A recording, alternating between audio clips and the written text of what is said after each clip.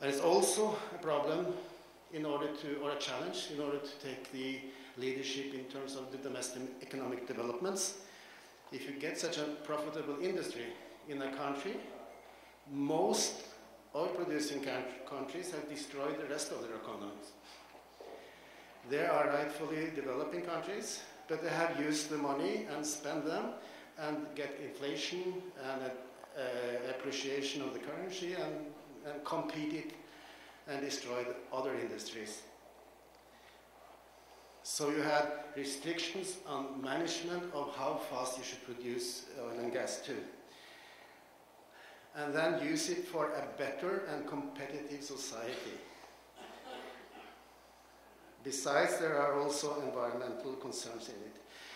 This was a different world than today.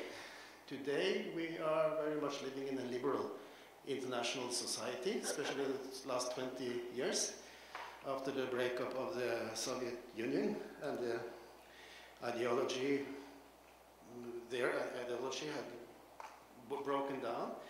So we have more liberal rules in terms of the WTO, for instance. And in Europe, we have European Union in addition to that, and you have NAFTA and other arrangements. So Norway was doing this in a period where you had a Cold War, you had an OPEC revolution, you had strong fluctuations, and you have big multinational companies dominating totally the oil industry. Seven Sisters, some of you probably have heard about at the time. And also in a European context, you have a national gas market where you have national monopolies, which are big companies, also meeting a very strong market situation if you can not match them in one way or the other. So it's not a competitive industry either, in either way.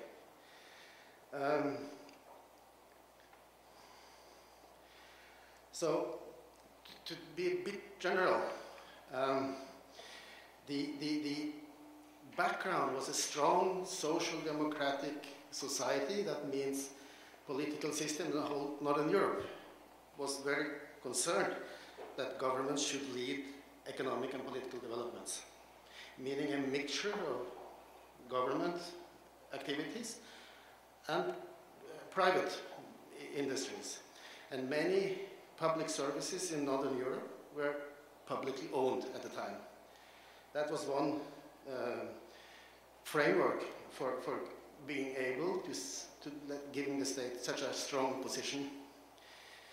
Statoil was established in 1972, the year after the oil commandments, by an unanimous parliament decision across all parties.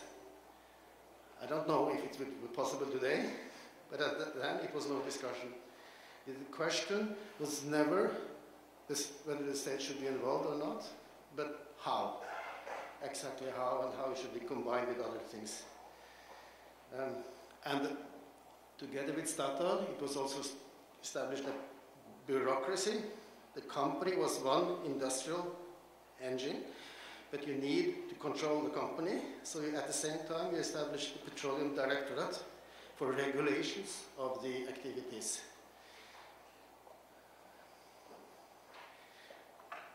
And in order to make Norwegian companies grow, having no knowledge about the industry, you have to support them. So that's what you call an infant industry protection.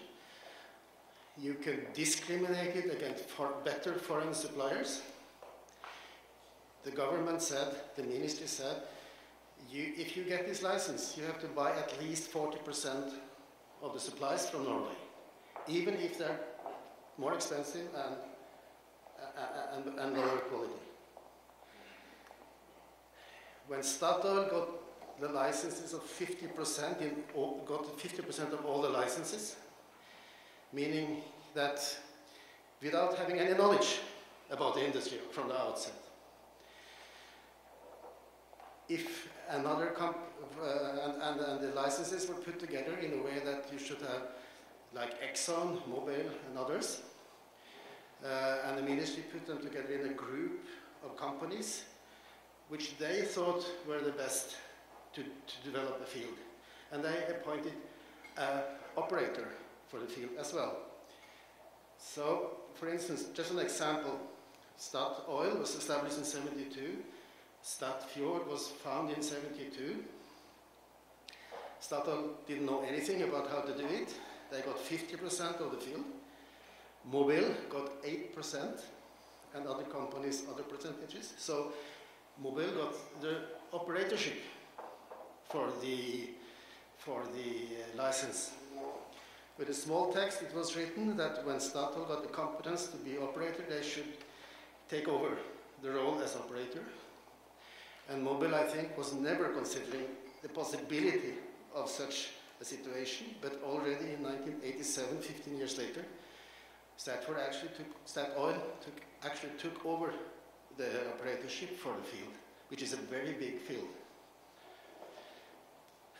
Also, if oil was found in the field, Statoil had the right to increase its share from 50 up to 80%. This is not very liberal market economic terms.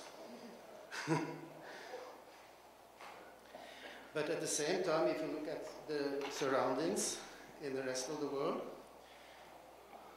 I see only this one, but look at that one. The nationalization of oil companies worldwide in the 1960s, you find that almost all of them were dominated by the Seven Sisters, the internationals, and in this period, other countries nationalized, OPEC countries nationalized the industry.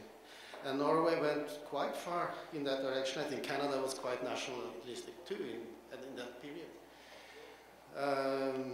And made rather a mixture, but with the state at the helm.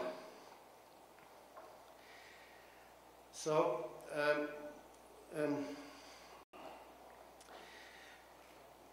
the principle for how to deal with this, before I go into the details of the rest, is that a government can have very different roles today and then. First of all, the state, nation state is given the right to explore and develop their natural resources. So they have a role, whatever. And a state, a government, should have a wider concern and a more comprehensive concern with the positive and negative externalities to deal with than a private business. So private businesses and the government is some different roles. And in this role, the government can do as most governments do now for most businesses, is to regulate their activity. You tell them what to do or what not to do, and you can make strict or not so strict regulations. You can make laws and policies restricted today by the international framework. But you can also go into the business yourself. And that's what the Norwegian state did by creating its own company and taking most of the risk and most of the profit. So one thing is that they actually established Statoil. They made other companies pay for much of the development, but they also started to invest money in the sector, meaning that the state paid part of their part of the development of the field, and also later on got the respective same percentage of the profit. So if the state paid 40% of the exploration and development costs, they also afterwards get 40% of the profit. Net, all the profit, no? We'll drop them. So in this 70s-80s period, the government and Statoil was doing a tremendous job in establishing a competitive industry quite fast. Statoil could take over the operatorship of one of the world's biggest offshore fields in just little more than a decade. But they started to become very powerful. They became an elephant in the country. And the conservative government at the time, the Labour Party was very important in the 70s to make the model. The conservatives didn't like this Labour Party big company. So they want to take the wings a bit down and take away from them some of the ownership of the fields. But they did not sell it to the private sector. It was never a question. They let the state, they created a new state entity and took all the money themselves. More state rather than more private sector. And you made other arrangements too in order to increase the ministry's power, competence, and ability to intervene. So step by step, when production volume increased, prices were high, Statoil grew bigger, the industry became mature, the world was changing, and the state became gradually more regulative. Till now, the biggest change in this process of liberalization and maturation took place in 2001, when the Statoil became partly privatized. Now the government owns 67% of the company as a publicly owned stock registered company, but not as a direct state-owned company.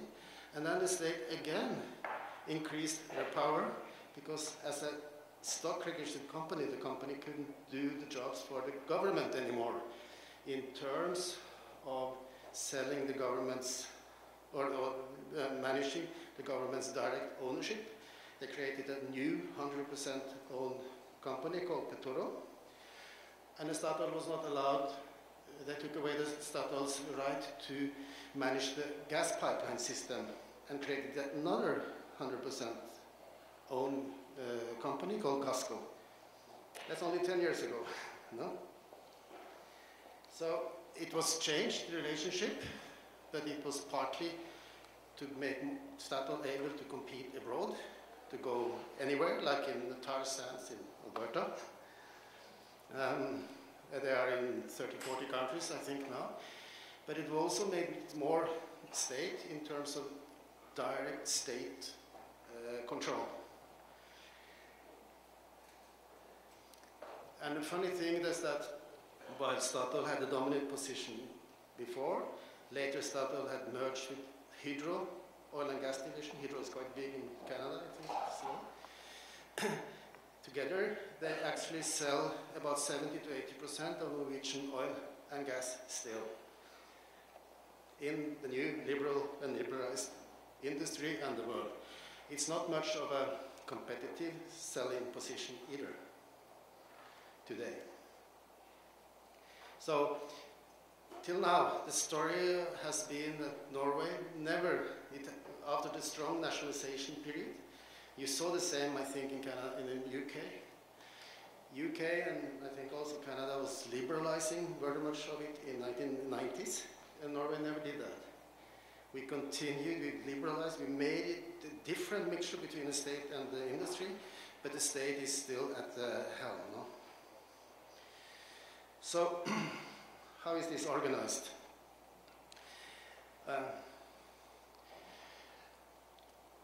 The main responsibility for this sector rests with the Ministry of Petroleum and Energy. And they have this Petroleum Directorate that was established in 1972 together with Statoil, doing all this geological, industrial work in order to match the company's competence. And you have some other agencies under this ministry.